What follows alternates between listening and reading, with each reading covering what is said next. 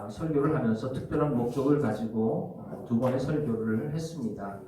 웨슬리 회심 기념 주간을 앞두고 5월 24일이 웨슬리 회심 기념 주일, 웨슬리가 회심한 날이거든요. 그러니까 그 주간을 앞두고 전국에 있는 모든 감리교 목사님들에게 웨슬리의 회심은 바로 이러한 의미를 가지고 있다라고 하는 것을 알려드리기 위해서 그렇게 제작된 설교입니다. 그런 의도를 가지고 제가 준비를 하고 여러분들에게 설교를 한 것이 지지난주의 설교이고 지난주의 설교이고 또 이번 주의 설교까지 그런 목적을 가지고 준비를 하고 여러분들에게 설교를 하게 됩니다.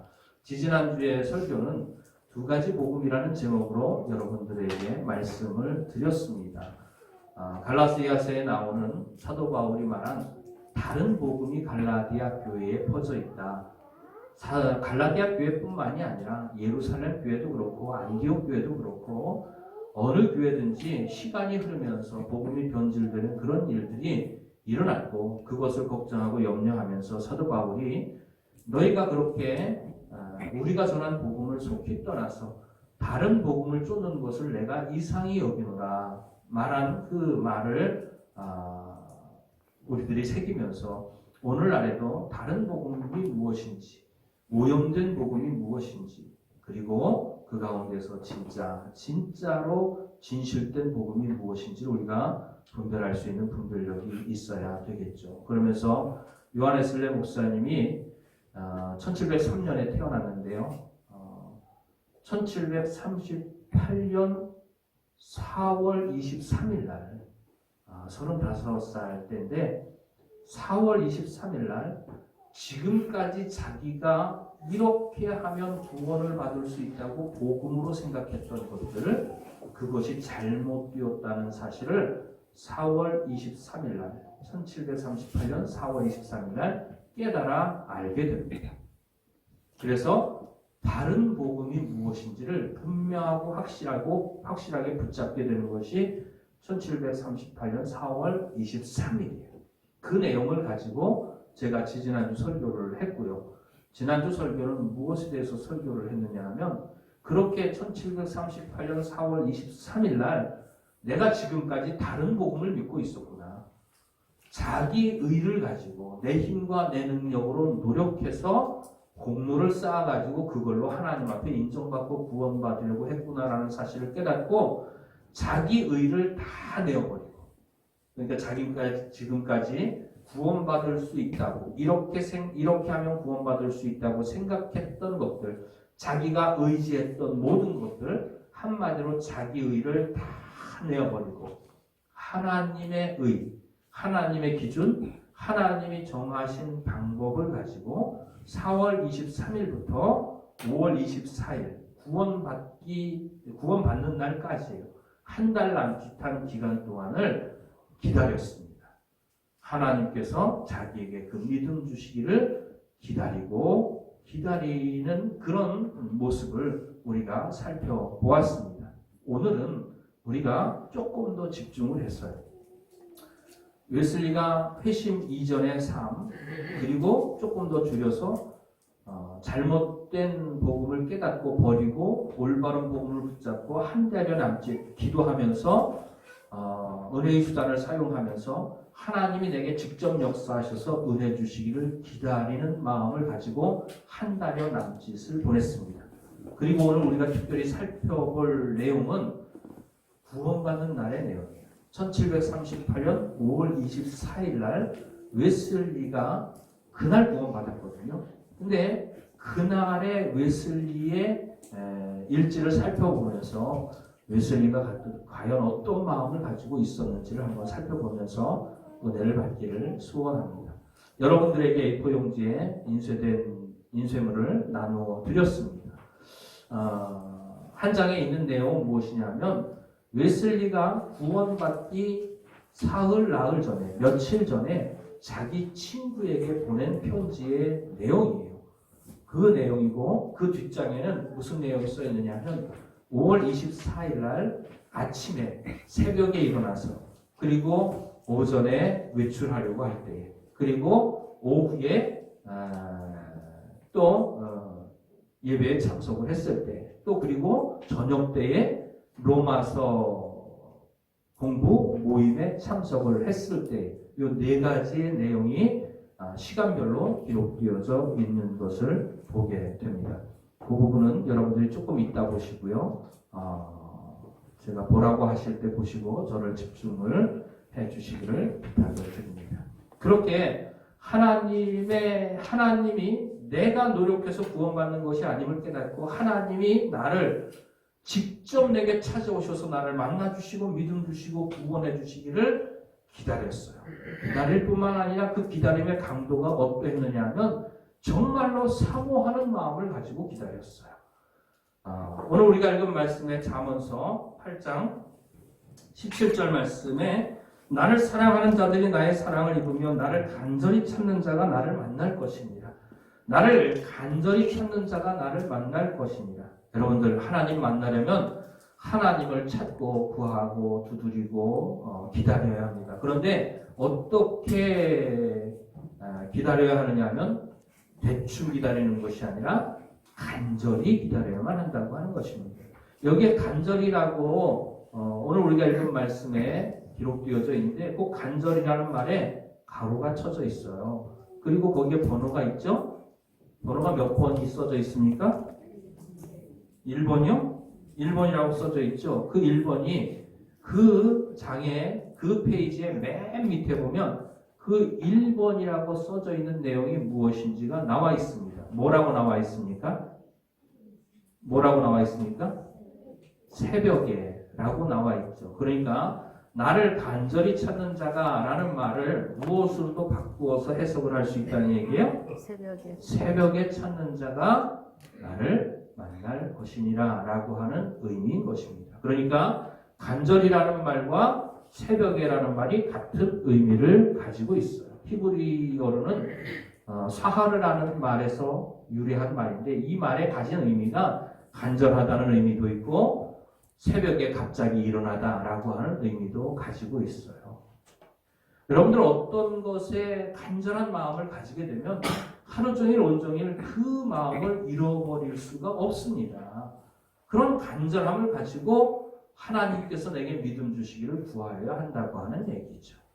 성경에 요나서가 있습니다. 요나서에 보면은 요나가 하나님의 말씀에 불순종하고 다시스로 갔다가 물고기 뱃속에 들어가서 회개하고 다시 하나님의 보냄을 받아서 니느웨 성으로 가게 되잖아요. 그러면서 그 성에 가서 외쳤습니다. 앞으로 40일이 지나면 이 성을 하나님께서 멸망시키리라.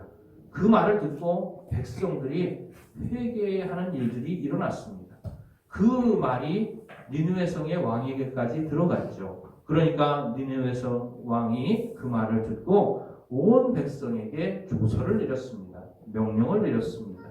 사람이든지 짐승이든지 막론하고 다 굵은 베옷을 입어라. 그건 회개와 슬픔과 아픔을 상징하는 옷이죠.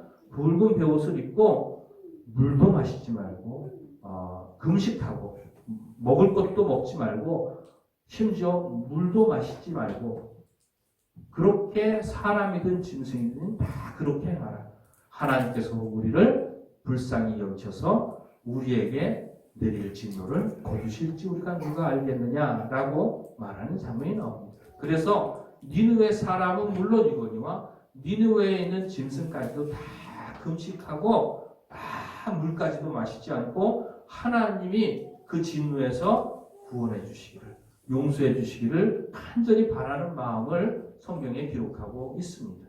여러분들 짐승이 뭐 자기 죄를 알겠어요? 짐승이 뭐 회개를 하겠어요? 짐승이 용서받기 위해서 금식하고 그렇게 하겠어요? 그런데 짐승까지 금식시키고 물도 주지 말라고 하는 얘기는 무엇을 의미하느냐 하면 너희가 날마다 삼시세끼 짐승들 챙겨주는 일을 중요하게 여기는데 그 일도 우리 인생에 있어서는 중요한 일이 아니다. 진짜 중요한 일은 하나님께 용서받는 일이고 하나님이 우리를 구원하시는 일이다. 그러니까는 우리의 온 마음을 거기에만 집중하라고 하는 뜻입니다.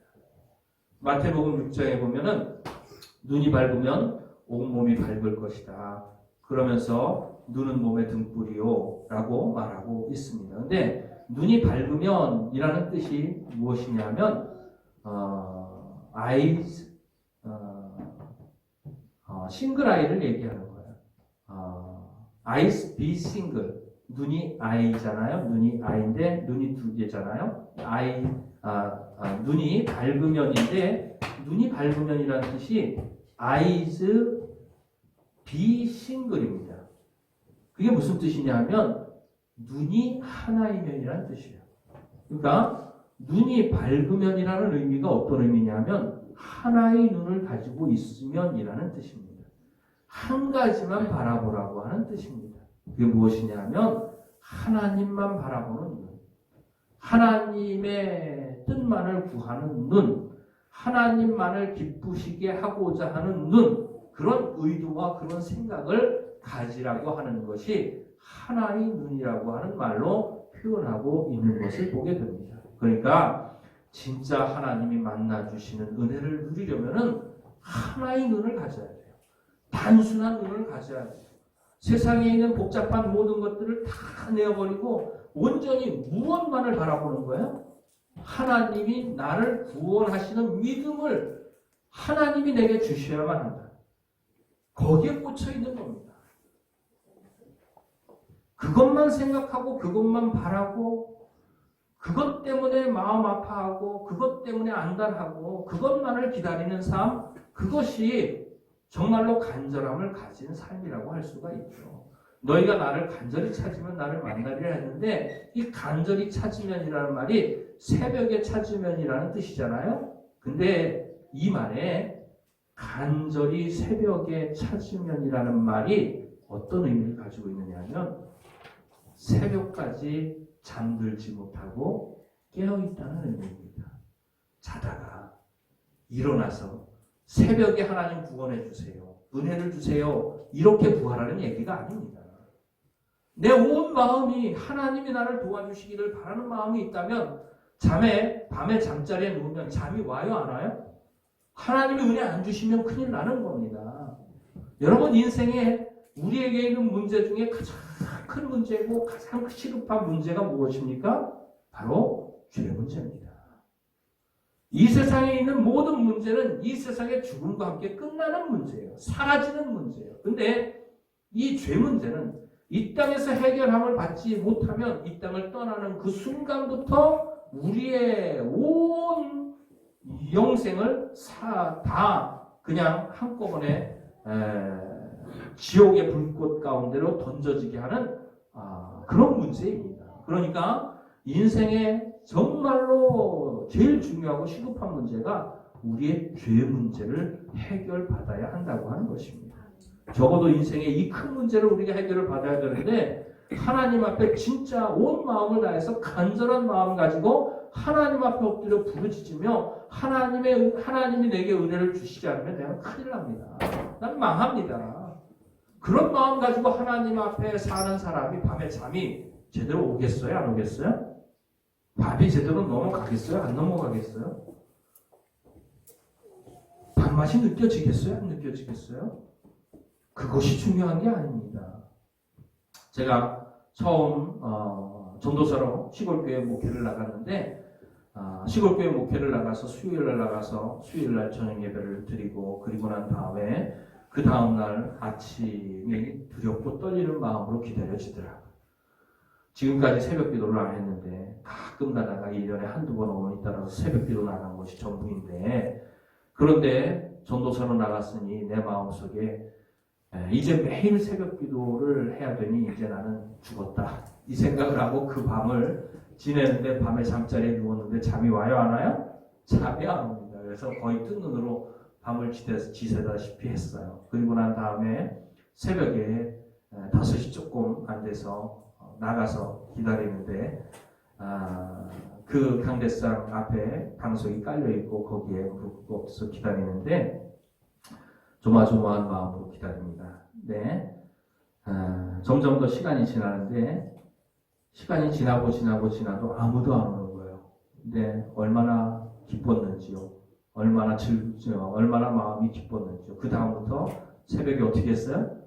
마음 놓고 잤죠. 새벽기도 나오시는 분이 없으시더라고요. 그래서 참 잘됐다 이런 생각을 가졌어요. 근데 어느 날 주일날 예배를 드리는데 주일 예배가 끝나고 난 다음에 우리 그 교회 다니는 집사님의 며느리예요. 그분은 청주, 거기서 조금 가까운 청주에서 신앙생활을 하시는 분인데 며느리, 우리 교회 집사님의 며느리가 주일날 낮예배 끝나고 난 다음에 저를 잠깐 보자고 하는 거예요. 목사님 저 좀 잠깐 보시죠. 그래서 전도사님 저 좀 잠깐 보시죠. 이래가지고 제가 얘기를 나눴죠. 그랬더니 그분이 우리 교회 집사님 며느리가 저한테 하는 얘기가 전도사님 제가 오늘 새벽에 나왔는데요. 전도사님이 새벽기도 안 나오셨더라고요. 그러는 거예요. 근데 얼굴이 얼마나 부끄럽고 창피하고 뜨뜻한지요. 네, 그러면서 참으로 그 모욕과 수치의 시간을 보냈습니다. 그러면서 내가 이대로 목회해서는 안 되겠다. 그러면서 뭔가 은혜도 받고 변화도 받아야 되겠다. 그러면서 결심을 했습니다. 그리고는 내가 정말로 은혜 받고 또 변화돼야 이 목회를 제대로 하지 이대로는 안 되겠다 하고 그 길로 주일날 오후에 짐을 싸가지고 그 청주 옆에 있는 강내면 저산이거든요. 거기서 티코 그때 타고 다녔는데 티코를 타고 집을 나왔어요. 그래가지고 온 데가 어디냐면 여기 충주제일기도원에 거기에 왔어요. 그래가지고 그때부터 내가 금식을 하면서 하나님 내게 은혜를 주셔야 내가 목회를 하지 이렇게는 안 됩니다 하고 금식을 시작을 했습니다. 네, 하루가 지나고 이틀이 지나고 사흘이 지났는데 사흘째 되는 날 배고파서 못 견디겠더라고요. 그래가지고 마음에 갈등이 생긴 거예요. 계속 여기 있어야 되냐? 아우 진짜 배고파서 못 견디겠다. 근데 그때의 내 마음속에 하나님이 내게 은혜를 주셔야만 된다는 간절함보다 무엇이 더 컸느냐 하면 배고프니 무엇을 먹어야 되겠다는 간절함이 이긴 거예요. 내려왔겠어요? 안 내려왔겠어요? 기도를 해서 다시 나왔어요.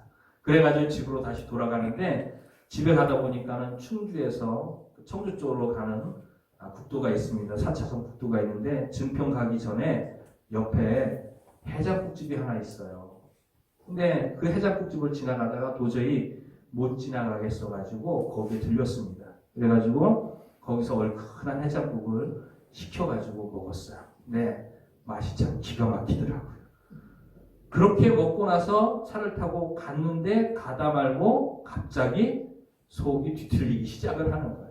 한 사흘 굶은 데다가 얼큰한 해장국을 집어넣었더니 속이 막 뒤틀려가지고 한참 고생을 했습니다. 네, 여러분들 하나님의 은혜를 받으려면 모든 것을 내어놓아야 됩니다.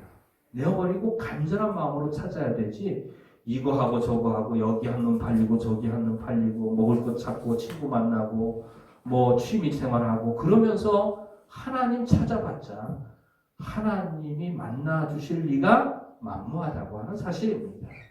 목마른 사슴이 시냇물을 찾아 헤매듯이 내 영혼이 주를 찾기에 갈급합니다. 무슨 말이에요? 물 못 먹으면 죽는 거예요. 물을 먹느냐 못 먹느냐에 사슴의 생명이 달려 있는 겁니다. 생명 걸고 하나님 찾으라는 얘기예요. 생명 걸고 하나님이 주시는 은혜를 구하라는 얘기예요. 적어도 그 정도 되어야 하나님이 은혜를 주시는 거죠. 조심해야 될 부분이 있습니다. 내가 그렇게 구한 것 때문에 하나님이 은혜를 주시는 거 아닙니다. 그건 내가 구한 게 내 공로가 되는 거예요. 내가 아무리 구해도 간절히 구해도 구한 것이 내 공로가 될 수가 없고 그것 때문에 하나님이 내게 은혜를 주시는 것은 절대로 아닙니다. 그것과 상관없이 하나님은 은혜를 주십니다. 그러나 간절히 구하라고 했으니 그렇게 구하면 만나 주신다고 했으니 은혜 주신다고 했으니 간절히 구할 뿐인 것이지 그것이 우리의 공로가 되는 것은 아니라고 하는 것입니다. 그러니까 하나님의 은혜를 구할 때에 적어도 우리가 간절한 마음으로 하나님이 내게 은혜를 주시지 않으면 안 됩니다. 세상의 모든 것들을 다 내려놓고 내 마음을 빼앗아가는 모든 것들을 다 버리고 온전히 누구만 바라보는 거예요? 하나님만 바라보고 하나님이 내게 은혜 주시기만을 바라보고 하나님이 내게 믿음 주시기만을 바라보고 하나님이 나를 구원하시기만을 바라보는 마음 가지고 그 마음의 상태로 간절한 마음 가지고 기다려야 한다고 하는 것입니다. 그냥 기다리는 게 아니에요. 간절함으로 기다려야 한다고 하는 것이죠. 여러분들에게 나누어진 유인물을 한번 보도록 하겠습니다. 웨슬리가 구원받던 날이에요. 1738년 5월 24일 웨슬리를 하나님이 찾아와 주시고 만나 주시고 믿음 주시고 구원해 주신 사건입니다. 그때에 아침 5시입니다.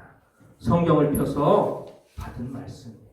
웨슬리는 가끔 가다가 성경을 펴는 기도를 했어요. 이게 뭐냐 하면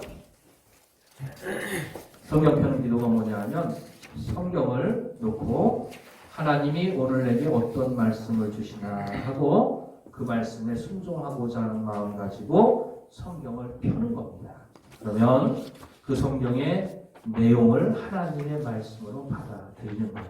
근데 이건 조심해야 될 부분이 있어요. 그런 기도를 하는 분들이 가끔 있는 것 같기는 한데 근데 정말로 진실된 마음 가지고 해야 됩니다. 그리고 순종하고자 하는 마음 가지고 해야 됩니다. 그리고 말씀을 해석할 수 있는 지혜도 있어야 되는 거죠. 어떤 사람이 성경 펴는 기도를 기도가 있다는 얘기를 듣고 성경 펴는 기도를 자기도 하기로 결심을 했습니다. 그러고 난 다음에 성경을 폈는데 자기도 성경을 딱 놓고 성경을 딱 폈는데 유다가 밖에 나가서 목매어 죽으니라 이런 말이 나왔어요. 그래서 야 이거 잘못 편 거 아닌가 그리고 다시 한번 펴보자. 그리고 다시 한번 펴봤습니다. 그랬더니 예수님께서 가룟 유다에게 내가 나가서 속히 일을 해놔라 이런 말씀이 나왔더랍니다. 이것도 잘해야 되는 거고 사실은 한 말씀 한 말씀 읽어가면서 하나님 주시는 은혜를 구하는 것이 좋죠. 근데 웨슬리는 성경 펴는 기도를 했었어요. 근데 성경을 새벽에 일어나서 폈는데 어떤 말씀이 나왔느냐 하면 이로써 그 보배롭고 지극히 큰 약속을 우리에게 주사 이 약속으로 말미암아 너희로 정욕을 인하여 세상에서 썩어질 것을 피하여 신의 성품에 참여하는 자가 되게 하려 하셨어. 하나님이 나를 하나님의 모양으로 하나님의 성품으로 바꾸어 주신다는 약속의 말씀입니다. 웨슬리는 적어도 성경 말씀을 하나님의 말씀으로 믿었어요. 근데 오늘날 많은 사람들이 성경 말씀을 진짜 살아 역사하시는 하나님의 말씀으로 믿지 않습니다. 그러니까 성경을 펴도 그리고 말씀을 읽어도 맹숭맹숭한 거예요. 근데 진짜 전능하신 하나님, 살아계신 하나님의 말씀이라고 믿으면서 이 성경을 읽으면 이 성경 한 귀절 한 귀절을 읽을 때마다 온몸에 전율이 일어나고 참으로 그렇습니다. 왜냐하면 하나님이 나 같은 사람을 버리지 않으셨구나. 신의 성품에 참여하는 자로 나를 만들어 주시겠다고 지금 하나님이 내게 약속하시는구나. 이걸 하나님의 약속의 말씀으로 내게 주시는 말씀으로 받아들이는 거예요. 그러니 반드시 내가 이 간절한 마음으로 하나님이 내게 믿음 주시고 나를 구원해 주시기를 기다리는 나를 하나님이 외면하지 않으시고 내게 믿음 주실 거라고 하는 약속을 지금 내게 해주시는구나. 웨슬리는 그걸 진짜 하나님의 말씀으로 받아들였다고 하는 사실입니다. 그런 마음 가지고 새벽에 일어나서 성경을 폈어요. 그리고 오전이죠. 오전에 외출하려고 할 때 또 성경을 펴서 말씀을 받았습니다. 그러니까 관심이 어디에만 가 있는 거야? 말씀에만 가 있는 거야. 하루 종일 온종일 하나님이 내게 무슨 말씀 주시려나? 하나님이 내게 무슨 깨달음 주시려나? 하나님이 내게 무슨 은혜를 주시려나? 하루 종일 온종일 내 모든 관심이 하나님께만 가 있는 하나의 눈, 단순한 눈, 밝은 눈, 그것이 바로 밝은 눈입니다. 그 눈을 가지고 하나님만을 바라보는 모습을 보게 되죠. 외출할 때 성경을 펴서 받은 말씀이 마가복음 12장 34절 말씀. 예수께서 그 지혜 있게 대답함을 보시고 이르시되 내가 하나님의 나라에서 멀지 않도다 하시니 그 후에 감히 묻는 자가 없더라. 계명 중에 어떤 것이 큽니까? 내 마음을 다하고 뜻을 다하고 힘을 다하여 주 너의 하나님 여호와를 사랑하라. 그 말씀인데 어떤 성경에는 그 말씀을 어떤 서기관이 와가지고 예수님께 질문했을 때에 예수님이 대답을 하셨다고도 기록되어져 있고 예수님이 질문한 사람에게 내가 생각하기에는 하나님의 말씀 중에 어떤 계명이 크다고 생각하느냐라고 반문했다고도 기록하고 있습니다. 그렇게 예수님 반문했을 때에 그 사람이 대답하기를 마음을 다하고 뜻을 다하고 힘을 다하여 주 너의 하나님 여호와를 사랑하라 하신 말씀이 크고 첫째되는 계명이고 내 이웃을 내 몸과 같이 사랑하라 한 말씀이 둘째 계명입니다. 그랬더니 예수님께서 이 말씀을 하신 거예요. 예수께서 그 지혜 있게 대답함을 보시고 이르시되 내가 하나님의 나라에서 멀지 않도다. 네, 하나님의 나라에서 멀지 않도다라는 이 성경의 말씀을 웨슬리는 자기에게 주시는 어떤 말씀? 하나님의 말씀으로 받아들였다고 하는 것입니다. 우리는 성경 읽으면 성경 말씀을 하나님의 말씀으로 받아들여요? 안 받아들여요? 성경 말씀이 무엇을 기록한 겁니까? 라고 여러분들에게 질문을 한다면 여러분들은 무엇라고 대답을 하시겠어요? 하나님의 말씀이라고 대답을 하시겠죠. 대답이 중요한 게 아닙니다. 하나님의 말씀이라고 대답을 하는 것이 중요한 것이 아니라 진짜 하나님의 말씀이라고 믿는 것이 중요합니다. 웨슬리는 믿었습니다. 내가 하나님의 나라에서 멀지 않도다라는 말씀을 하나님이 내게 주시는 말씀입니다. 하나님이 나를 금방 구원해 주실 거다. 지체하지 않으실 거다. 멀지 않다. 가까운 빠른 시간 내에 하나님이 나를 구원해 주시고 내가 그렇게 간절히 사모하면서 기다리는 믿음을 주실 거라고 하는 마음이 확실히 웨슬리의 마음속에 들었어요. 저도 성경을 대할 때 이런 마음으로 성경을 대하면 우리가 하나님의 말씀을 읽고 은혜 받고 그 말씀 붙잡고 기도하는 대로 하나님이 우리 가운데 왜 역사 안 하시겠습니까? 우리의 간절함이 부족한 거죠. 우리의 믿음이 부족한 거죠. 심지어 웨슬리는 지금 내가 하나님의 나라에서 멀지 않도다라는 말씀을 성경 말씀을 읽는 이 시점이 구원받는 믿음을 가진 이후에요, 이전이에요.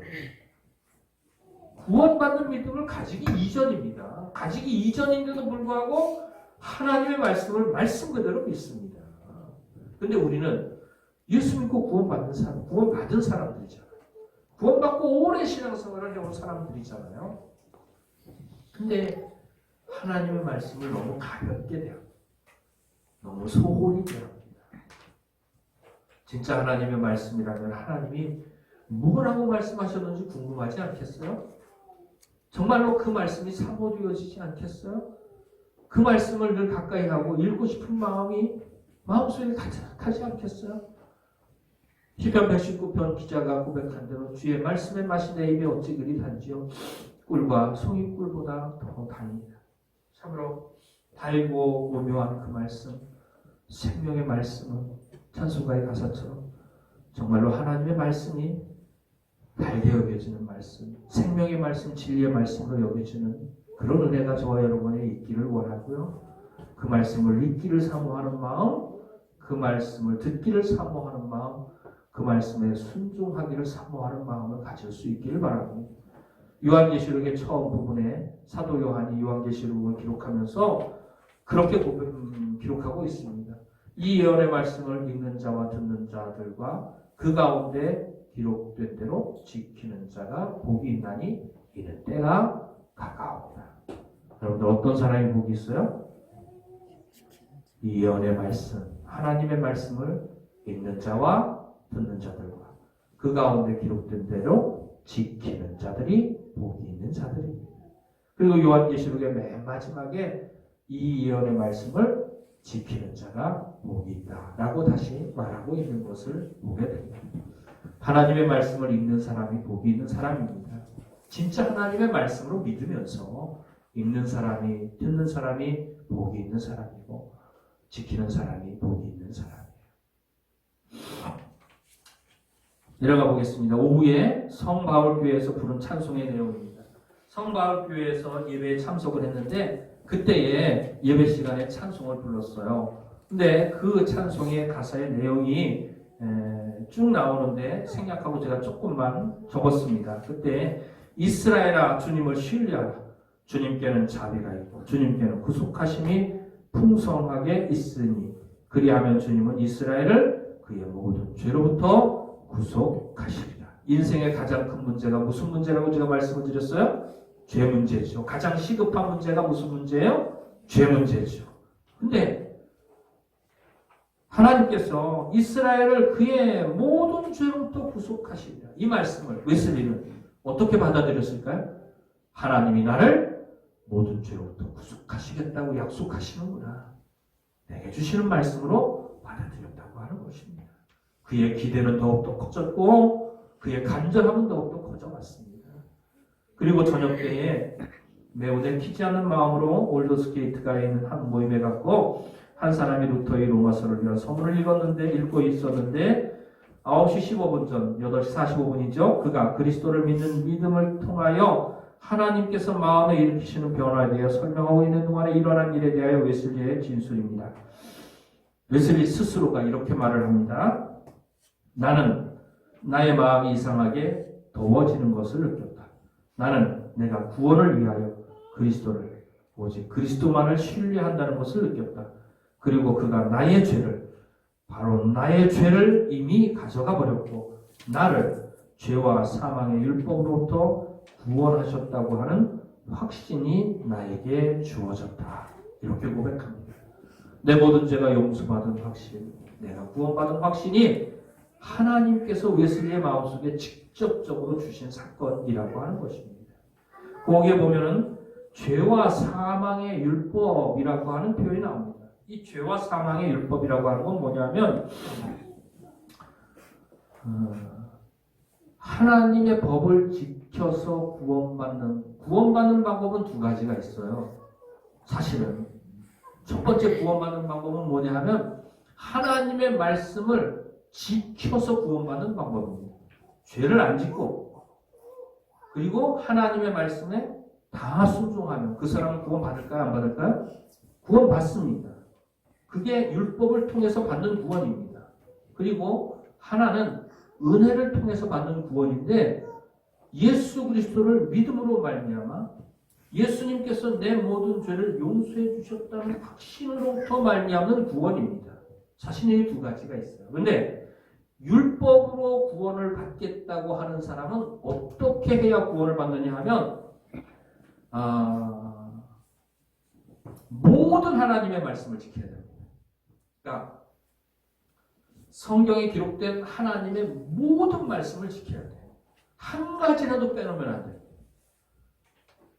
10계명 대표적으로 10계명이 뭐 살인하지 말라, 도적질하지 말라, 간음하지 말라, 거짓 증거하지 말라, 또 내 이웃의 소유를 탐내지 말라, 뭐 이런 것들 다 있는데 100가지, 1000가지, 10,000가지를 다 지켜도 그 중에 한 가지만이라도 못 지키면 그건 율법을 다 지킨 게 아닙니다. 그러면 구원을 받을 수 있어요, 없어요? 구원을 못 받습니다. 다 지켜야 됩니다. 그리고 그것도 항상 지켜야 됩니다. 태어나서 죽을 때까지 지켜야 돼요. 하나님의 율법을 다 지키되 하나도 빠짐없이 다 지키되 태어났을 때부터 죽을 때까지 항상 지켜야 돼요. 그리고 세 번째로 하나님의 율법을 다 지키고 항상 지키되 완벽한 수준으로 지켜야 돼요. 조금이라도 부족함이 있어서는 안 돼요. 아주 완벽하게 지켜야 되는 거예요. 그런데 사람이 그렇게 행할 수가 없습니다. 그러니까 율법으로는 구원을 받을 수가 없어요. 율법으로 구원받고자 하는 것이 뭐냐 하면 자기가 열심히 노력하는 거예요.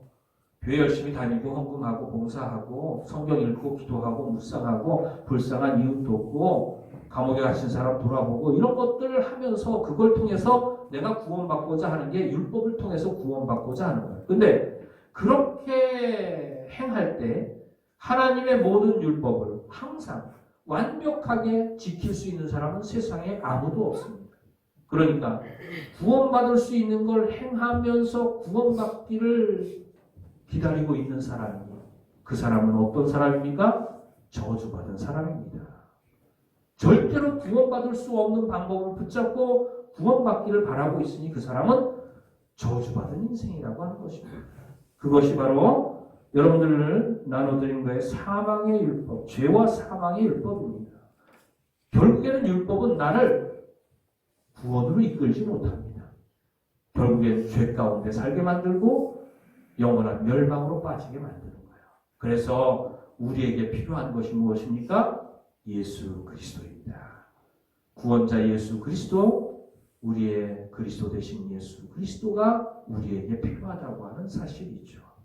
이 예수 그리스도를 믿는 믿음이 웨슬리의 마음속에 들어왔어요. 그리고 한순간에 하나님이 나의 모든 죄를 가져가셨구나. 나를 죄와 사망의 율법에서 지금까지 웨슬리가 붙잡고 구원받으려고 애쓰고 힘쓰고 자기가 노력했던, 그러면서도 마음속에 구원의 확신을 가질 수가 없었던 자기 의를 통해서 구원받고자 하는 그 잘못된 방법으로부터, 그 결과로부터 하나님이 나를 구원하셨고 나에게 진정한 믿음을 주시고 예수 그리스도를 믿음으로 내게 구원의 확신을 주셨다는 사실을 웨슬리가 깨달아 알게 되는 것입니다. 이것이 1738년 5월 24일 날 오후 8시 45분에 웨슬리에게 일어난 사건이라고 하는 것입니다. 바른 복음을 붙잡을 수 있기를 바랍니다. 그리고 내가 역사하는 것이 아니라 하나님이 역사하실 때까지 기다릴 수 있기를 바랍니다.